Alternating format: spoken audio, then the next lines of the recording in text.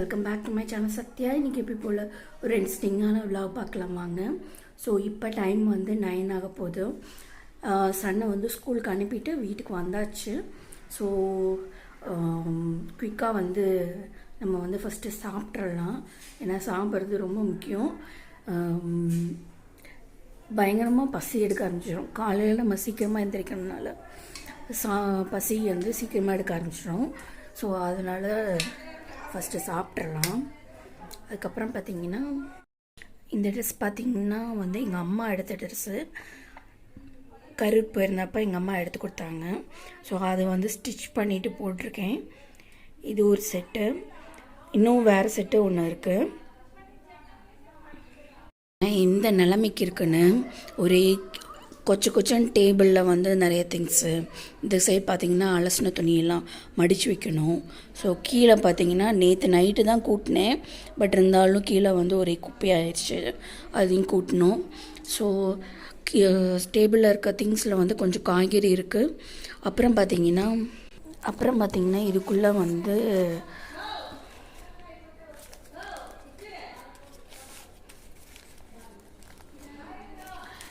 வந்து பார்த்திங்கன்னா நேற்று வாங்கின புரோட்டா, அதை வந்து சால்னா ஊற்றி நான் வந்து ஊற வச்சுருக்கேன். இப்போ சாப்பிட்டிங்கன்னா சரி டேஸ்ட்டாக இருக்கும்.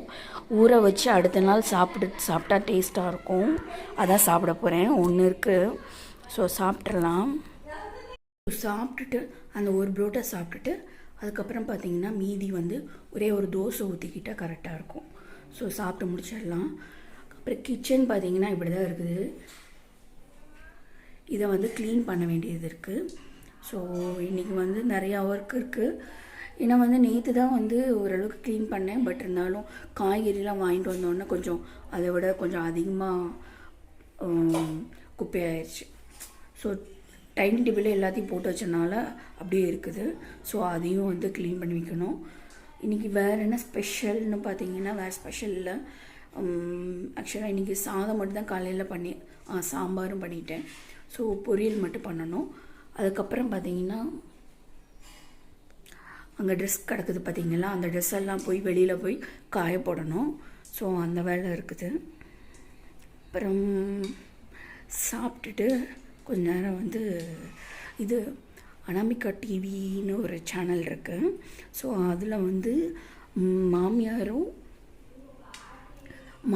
மருமகளும் பண்ணுற அவங்கள வச்சு வந்து ஒரு இது நடக்கும். அந்த இது ஃபுல்லுமே அந்த ப்ரோக்ராம் ஃபுல்லுமே வந்து மாமியார் மருமகளை பேஸ் பண்ணி வரும். அதில் வந்து கொஞ்சம் டிப்ஸ்லாம் சொல்லியிருப்பாங்க. மருமகள் எவ்வளோ ஸ்மார்ட்டாக இருக்காங்க அப்படிங்கிற மாதிரியும், அவங்க என்னெல்லாம் பண்ணுறாங்க அப்படிங்கிற சின்ன பிரச்சனை வந்துச்சுன்னா அதில் வந்து எப்படி வந்து இன்வால்வ் ஆகுறாங்க அப்படிங்கிறத பற்றியும் சின்னதாக அந்த மாதிரி பேஸ்டான அந்த இது ஸ்டோரிஸ் டெய்லி லைஃப்பில் நடக்கிறத போடுவாங்க. ஸோ அது பார்ப்பேன். எனக்கு கொஞ்சம் இன்ட்ரெஸ்டிங்காக இருக்கும். ஏன்னு தெரியல. பட் வந்து I start to see that என்னென்னு எனக்கே தெரியல. அப்படியே பழகிருச்சு அது பார்த்து. அதுக்கப்புறம் ஏதாவது வேறு சேனல்ஸில் ஏதாவது வீடியோஸ் போட்டிருந்தாங்கன்னா இன்ட்ரெஸ்டிங்காக உட்காந்து பார்க்குறது.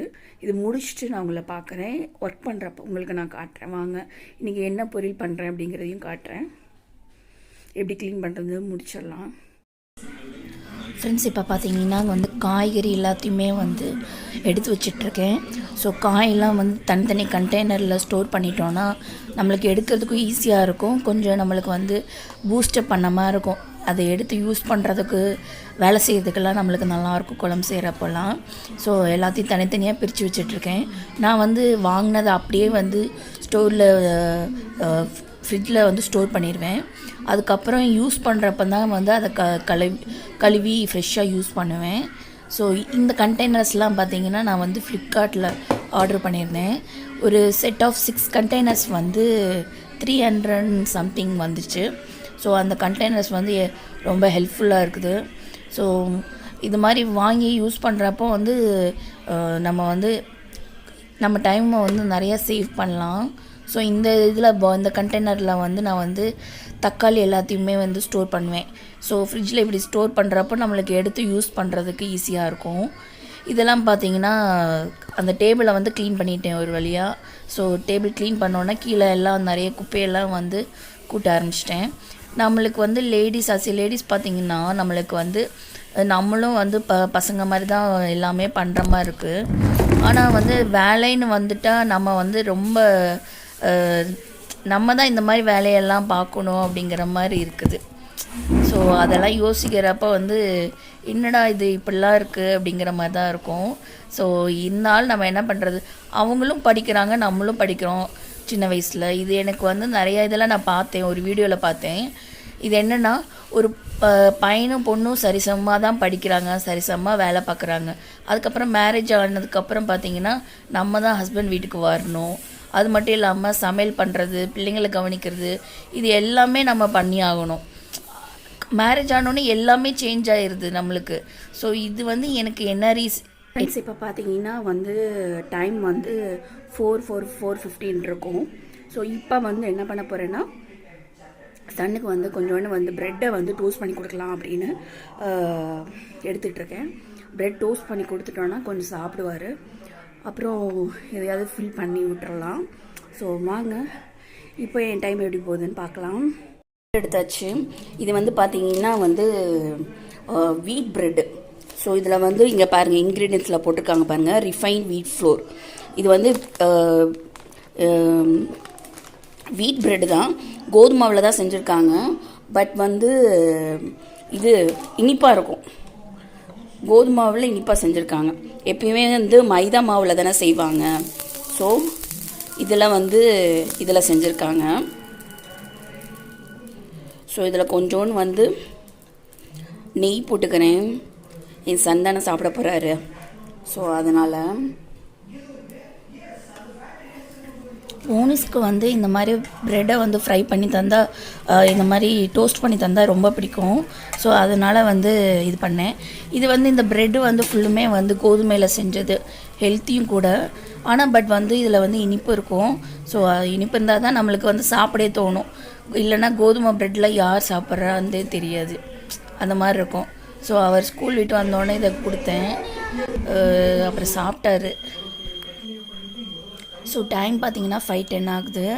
சன்னை வந்து இன்னும் கொஞ்ச நேரத்தில் வந்து கிளப்பி விடணும். ஸோ அதனால் வந்து முடிஞ்ச அளவுக்கு எதாவது ஸ்நாக்ஸு இல்லை ஏதாவது ப்ரெட் ரோஸ்ட் பண்ணுறது, பால் இந்த மாதிரி ஏதாவது கொடுத்து, இல்லைனா வாழைப்பழம் இது மாதிரி ஏதாவது கொடுத்து வயிறை வந்து ஃபில் பண்ணி விடணும். பால் சூடு பண்ண வச்சுருக்கேன். கொஞ்சம் சூடானோன்னே நான் ஃபஸ்ட்டு வந்து ஒரு காஃபியை போட்டு குடிச்சிடலான்ட்டு காஃபி போட்டுட்ருக்கேன். ஸோ காஃபி குடித்தா தான் எனக்கு வந்து வேலை ஓடும். ஸோ அதனால் வந்து காஃபி இல்லை டீ குடிப்பேன். இது வந்து நெக்ஸ்ட் டே மார்னிங் எடுக்கிற வீடியோ. ஸோ இப்போ வந்து காலையில் எழுந்திரிச்சிட்டு ப்ரஷ் பண்ணி ஃப்ரெஷ்ஷாக வந்து ஒரு காஃபி போட்டு குடிச்சிட்டேன். ஸோ குடிச்சு முடிச்சதுக்கப்புறம் இனிமேல் தான் வந்து சமையல் பண்ண போகிறேன். நேற்று வச்ச சாம்பார் கொஞ்சம் இருக்குது, மிச்சம் நல்லா இருக்குது. நேற்று நைட்லேயே, இப்போ நீங்கள் பழைய குழம்புலாம் வச்சிங்கன்னா நைட்டு தூங்குறதுக்கு முன்னாடியே அதை சூடு பண்ணிவிட்டு அடுத்த நாள் காலையிலையும் மறுபடியும் சூடு பண்ணிவிட்டு சாப்பிடுங்க. ஒரு 2 டைம் சூடு பண்ணிங்கன்னாவே வந்து கெட்டு போகாது அவ்வளோ சீக்கிரமாக. நீங்கள் ஃப்ரிட்ஜில் வைக்கக்கூட தேவையில்லை, வெளியில் வச்சிங்கனாவே அத்தனை டைம் சூடு பண்ணிட்டீங்கன்னாவே வந்து கெட்டு போகாமல் நல்லாயிருக்கும். எந்த குழம்பாக இருந்தாலும் சரி, இல்லை சட்னி அந்த மாதிரி இருந்தாலும் சரி, நம்ம வந்து ஃப்ரிட்ஜில் கூட வைக்க தேவையில்லை. அதை சூடு பண்ணி வச்சுட்டு அதுக்கப்புறம் யூஸ் பண்ணிங்கன்னா நல்லாயிருக்கும்.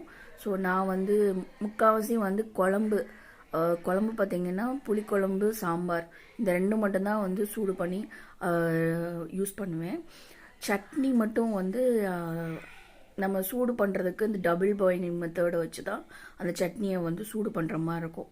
ஸோ அது மட்டும் நான் வந்து ஃப்ரிட்ஜில் வெளியிலையும் வைக்க மாட்டேன், ஃப்ரிட்ஜ்லேயும் வைக்க மாட்டேன். மீதுபடி நான் வந்து அளவாக சட்னி செஞ்சு சாப்பிட்ருவோம். ஸோ இப்போ பார்த்திங்கன்னா வந்து நான் வந்து பூரி செய்ய போகிறேன். ஸோ சாம்பார் இருக்குது, அதனால வந்து சூடு பண்ணிவிட்டு பூரி செஞ்சு கொடுத்தோன்னா சாப்பிடுவார். இன்றைக்கி வந்து லீவு, சாட்டர்டே ஆகுது. ஸோ இந்த லீவ் வந்து 3 days லீவ் வருது, சாட்டர்டே, சண்டே அண்ட் மண்டே வந்து பக்ரீத்துக்கு லீவு. அதனால் வந்து 3 நாளும் வந்து லீவு. சாட்டர்டே ஸ்கூல் வைப்பாங்க, இந்த தடவை வந்து ஸ்கூல் வந்து வைக்கல. ஸோ ஹஸ்பண்ட் வந்து கோயம்புத்தூரில் வந்து ஒரு சின்ன விஷயமாக போயிருக்காரு. ஸோ ஸோ அதனால் நானே என் சன்னு மட்டும்தான் பூரி செஞ்சுட்டு கொடுத்து ஊட்டி விட்டுட்டு அதுக்கப்புறம் தான் வந்து வீடெல்லாம் க்ளீன் பண்ணுற மாதிரி இருக்கும். நேற்று வந்து டயர்டாக இருக்குன்னு சொல்லி தூங்கியாச்சு. ஸோ அதனால் வந்து இப்போ வந்து எல்லா ஒர்க்கும் செய்கிற மாதிரி இருக்கும். ஸோ வாங்க வீடியோ கண்ணை பாருங்கள். கிச்சனுக்குள்ளே வந்து எல்லா ஒர்க்கும் ஸ்டார்ட் பண்ண ஆரம்பிச்சிட்டேன். பூரி செய்கிறதுக்கு வந்து மாவு பிசைய ஆரம்பிச்சிட்டேன். கொஞ்சம் கிச்சனை வந்து க்ளீன் பண்ணிவிட்டு பண்ணலான்ட்டு எல்லாத்தையும் இது பண்ணிகிட்ருக்கேன். ஸோ இந்த மாதிரி பார்த்திங்கன்னா எனக்கு வந்து கிச்சன் ஒர்க் வந்து பிடிக்கும். பட் வந்து எல்லா நேரமும் பிடிக்கும்னு சொல்ல முடியாது. ஒரு சில நேரத்தில் வந்து ஒரு மாதிரி டயர்டாக இருக்கும், சோம்பேறித்தனமாக இருக்கும், செய்கிற அளவுக்கு எண்ணமே இல்லாமல் இருக்க மாதிரிலாம் இருக்கும். ஸோ அந்த டைமில் வந்து நம்ம ரெஸ்ட் எடுக்கிறோம் பார்த்தீங்களா, நம்ம ஏதாவது ஃபோன் பார்க்குறது, டிவி பார்க்குறது, அந்த டைம் கேப்பில் கூட வந்து சில நேரத்தில் வந்து இது பண்ணலாம், உடம்ப வந்து இது பண்ணுறதுக்கு குறைக்கிறதுக்கு வந்து இது பண்ணலாம், ஸ்டெப்ஸ் எடுக்கலாம். ஆனால் வந்து எனக்கு வந்து அந்த ஸ்டெப்ஸே எடுக்க முடியாத அளவுக்கு இருக்குது. ஏன்னா ஒன்று நான் வந்து டயர்டாயிருவேன், இல்லை கை கால் வலிக்கும், அந்த மாதிரி ஏதாவது பண்ணோம் எக்ஸசைஸ் பண்ணுறப்போ. ஸோ மீதிப்படி பார்த்திங்கன்னா எனக்கு பண்ணுறதுக்கு எனக்கு அவ்வளோ கஷ்டமாக இருக்கும். டேப்லெட்ஸ் நான் வந்து கண்டினியூஸாக எடுக்கிறனால அதுவே எனக்கு வெயிட் போடுது. சாப்பாடு அந்த அளவுக்குலாம் சாப்பிட மாட்டேன், அப்படியும் இருக்குது. டேப்லெட்ஸ் வந்து அதிகமாக எடுக்கிறனாலே எனக்கு வந்து பயங்கரமாக இதாகுது. என்னோடய கான்ஃபிடென்ட் லெவலும் ரொம்ப கம்மியாகிட்டே போகுது. அது எக்ஸசைஸ் பண்ணலான்னா எக்ஸசைஸ் பண்ணுறப்போ நம்மளுக்கு அந்த பாடி பெயின் இருக்கிறது, அந்த சுறுசுறுப்பு வந்து வரமாட்டேங்குது. பேக் டு ஃபார்ம் வரவே முடியல, அவ்வளோ கஷ்டமாக இருக்கும். நான் நிறைய டைம் வந்து ஃபீல் பண்ணுவேன், நம்ம இப்படி ஆகிட்டோமே அப்படிங்கிற மாதிரிலாம். எனக்கு வந்து கான்ஃபிடென்ட் லெவல் வந்து ரொம்ப கம்மியாகிட்டே போகும். அப்போல்லாம் வந்து எனக்கு வந்து தோன்ற ஒரே விஷயம், நம்ம நார்மலாக வருவோம், கொஞ்சம் கொஞ்சமாக குறைப்போம், எப்படினாலும் குறைச்சிருவோம் அப்படிங்கிற அந்த ஒரு எண்ணம் வந்து மைண்டில் செட் ஆகிருக்கு. ஆனால் வந்து அது வந்து ஃபிசிக்கலாக நம்மளுக்கு வந்து அது ஒர்க் அவுட் ஆகுமாங்கிறது எனக்கு தெரியல. பட் இருந்தாலும் நான் வந்து கண்டினியூஸாக நான் என்னால் என்ன முடியுதோ அதை வந்து நான் பண்ணுவேன். கொஞ்சம் கொஞ்சமாக எக்ஸசைஸ் பண்ணி ஒரு 4-5 ஒர்க் அவுட்டாவது பண்ணி பார்க்கணும். இப்போ வந்து நம்மளால் வந்து இதுக்கும் போக முடியாது, ஜிம்முக்கும் போக முடியாது.